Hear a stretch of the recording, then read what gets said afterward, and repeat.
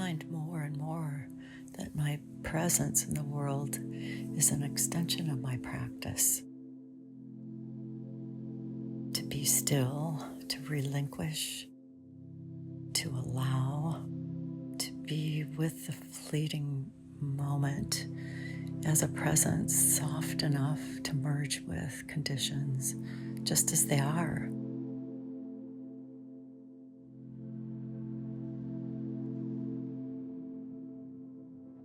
My intention is to have a rhythm of life that leaves spaciousness for God's loving action to show up through me in spontaneous ways. And lately I'm noticing that this is showing up by meeting people who are in unwanted transitions. I feel like what I receive through my practice allows me to pay attention and to be welcoming and spacious and quiet and enlarge the field of energy to hold these circumstances and this person along with God in love.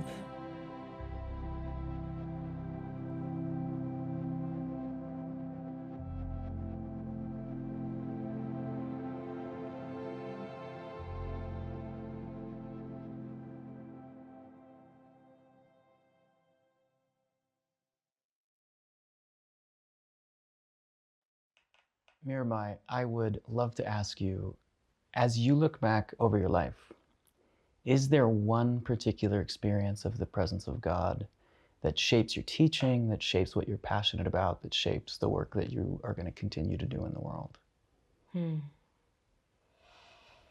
Well, like so many of us, Michael, my times of greatest brokenness have been my most powerful openings to spirit. And I think that that's happened enough times in my life that I got the message pretty early on, I would say by my teens, that turning away from the pain of this world was not going to get me closer to God. But being present with what is had this ability to increase my capacity for wonder. And for me, awe and wonder are the portals to that kind of intimacy with the divine. And I'm thinking about this one experience I had when I was 14. I was just 14, and my first boyfriend had died suddenly in an accident. And I was completely shattered, right? And I had just been cast as Mirabai in a play about the life of the poet Saint Mirabai from India, the 16th century Indian poet, mystic. And my name was Paula before that, by the way, and I was given the name Mirabai as a result of this experience I'm going to share with you, which was that when I went on stage for the opening scene and to be Mirabai, with this broken heart, Philip had just died a couple of weeks earlier, so I was really fragile, you might say. Part of the playing the role of Mirabai was singing. It was a musical. And so I went on stage and began to sing the first opening song, which was a Mirabai poem put to music, because she was a great ecstatic poet. And I felt this inrushing of her presence. And the thing about Mirabai was that she was passionately in love with Krishna, the god of love. And her longing for Krishna brought Krishna to her. And so somehow with my own personal experience of grief and opening myself to singing her songs, I felt that same connection between grief and the presence of what I most longed for.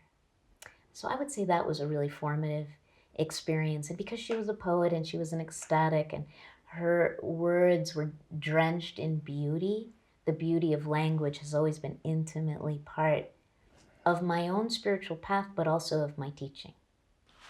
So Michael, I think you know what I'm talking about, because when I first met you, you were really freshly experiencing a wave of your own experiences of loss, and you felt to me like someone who was permeated by that wonder that I'm talking about, that is characteristic of the mystics that I love. Can you share that with me? Yeah, thank you. That's such a paradoxically gorgeous compliment. I really appreciate that. You know, I think about, there's so many different ways to jump into the story, but I think for me, one moment that's very real is 5 months after my brother had taken his own life. I was working in New York City at the time, and I got a call from my sister. And the very short version of a long story is, she said, if you want to talk to Mom again, you need to get home today. Because she'd checked into the hospital the night before with a headache. And so I jumped on a bus. I walked across the street to the Port Authority in New York City, jumped on a bus, head home, and headed into her hospital room to say my goodbyes and to kind of stay with her. She lingered for another 2 or 3 weeks with a condition none of us knew that she had. And I remember getting there and taking stock of what I had with me, which was literally, I had a bag, and in that bag, I had what I had gone to work with that morning, which was a journal, a copy of Carl Jung's commentary on the Tibetan Book of the Dead, and kind of a stodgy translation of John of the Cross's Dark Night of the Soul. And one of the things that became very real to me in the next few days was that I could not access what I was trying to access through the reading, and I could not access what I was trying to process through ideas. And I would love to ask you, as a grief counselor, as a teacher with your experiences, the only thing that worked for me was I had a prayer rope, and the only thing that worked for me was mantra meditation. What do you think it is about the experience of grief that takes us beyond the best ideas that we have about it? Beautiful question. So grief, as you well know, because you've experienced it in every cell of your body, is a visceral, embodied experience. And it transcends or goes deeper than, transcend is probably not a good word. It penetrates the very core of our being and strips away all of the extraneous stuff with which we distract ourselves on the spiritual path. And when we are face to face, especially with death, we have no patience for concepts, certainly for spiritual platitudes, cliches, or even solid, robust, reliable spiritual teachings. It all goes out the window. And when Jenny died, my daughter, in a car accident when she was 14, I had just finished translating Dark Night of the Soul. And even though none of the words worked for me, none of the teachings I had relied upon for the previous 20 years of my life held up in that moment, I think being grounded in the teaching that there is nothing that can ground us, being consoled by the wisdom that I am inconsolable and that's the way it should be, enabled me to actually show up for what is, and with the help of this stripping action of shattering sorrow. And so this, you can't tell a freshly grieving person that this is a gift. That's not the right thing to do. However, most grieving people I know experience that very gift of everything else falling away and nothing but the present moment, which is usually characterized by love, is real. So you're in good company. I appreciate that. I would ask one last follow-up question, which is, it seems like we live in a culture that works really hard not to feel grief or sorrow. You've noticed this. It does seem to be the case. Do you think that also cuts us off from the depth of the spiritual life? And what advice would you give for accessing either or both? Absolutely. So yes, I think we are conditioned to turn away from uncomfortable feelings in every form. And the spiritual invitation is to completely inhabit them, or inhabit them as fully as we can. So here's the trick. For me, being present with times of great uncertainty, of sorrow, of loss, the breakup of a relationship, the death of someone who's integral to our lives, a serious health diagnosis, financial collapse. There are many moments when the foundation of our lives are shattered, right? For me, the choice to be present with what is not a matter of flexing my spiritual muscles and proving that I can endure it, or that I can use mindfulness practice to cultivate presence with what is. I mean, all of that is great, but it's really about loving enough to show up for the present moment. When Jenny died, it was, for me, an act of devotion to her to actually be present with the shattering of my heart. To say, I am going to stay right here, honey, close to the bone of this unbearable anguish, because I love you. And this is my offering to you. So if we can somehow cultivate that devotional heart in the midst of any of our most harrowing losses and griefs, and in the proximity to death, I believe that it shifts everything, because it imbues the human condition with the utmost tenderness. And it opens the way for that radical amazement that Heschel speaks of as being the primary attribute of the divine beloved. Thank you. Thank you. God is love. Whoever lives in love lives in God, and God in them. 1 John 4:16. Over the time of this conference, we will be exploring different modalities that can open you to God as love. As CAC core faculty member Barbara Holmes says, contemplative practices can be silent or evocative, still or embodied in dance or shout. Always, contemplation requires attentiveness to the Spirit of God.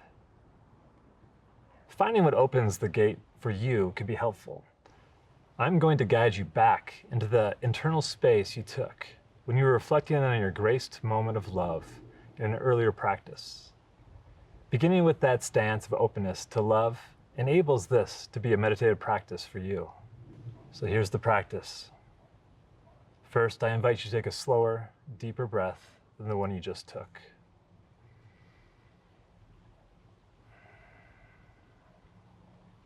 Take another breath and relax into your breathing.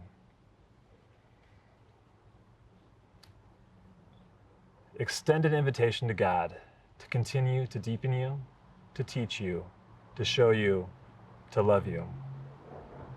Return your attention to the drawing or words you expressed in our first practice. Breathe in what you see. Breathe out slowly, resting your thinking mind. Close your eyes and breathe in what you remember, without analysis or judgment. And breathe out slowly, resting your thinking mind. Now, in this stance of openness, listen to Mirabai as she reads from the mystic. Take it in deeply, let it nourish you, challenge you, let it speak to you. This is Teresa of Avila's famous butterfly analogy from the interior castle.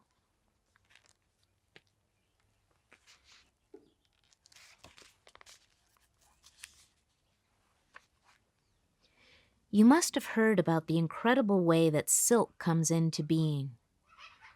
What a marvelous example of his wonders in creation. Only God could have invented something like this. It all begins with little grains, something like peppercorns. I have never seen this, by the way, but only heard about it. So if I get some of the details wrong, it isn't my fault.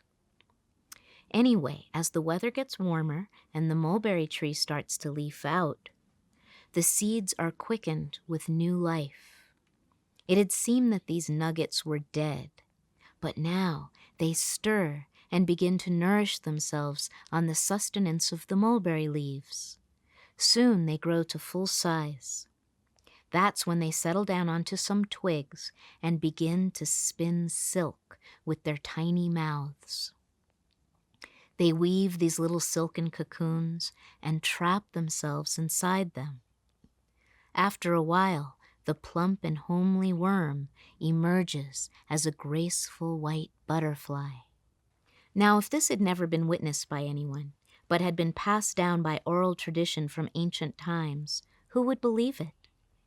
Who could possibly convince us that a creature as devoid of reason as a bug could be so diligent and industrious in working for our benefit? And in the end, the poor little worm loses its life for its efforts.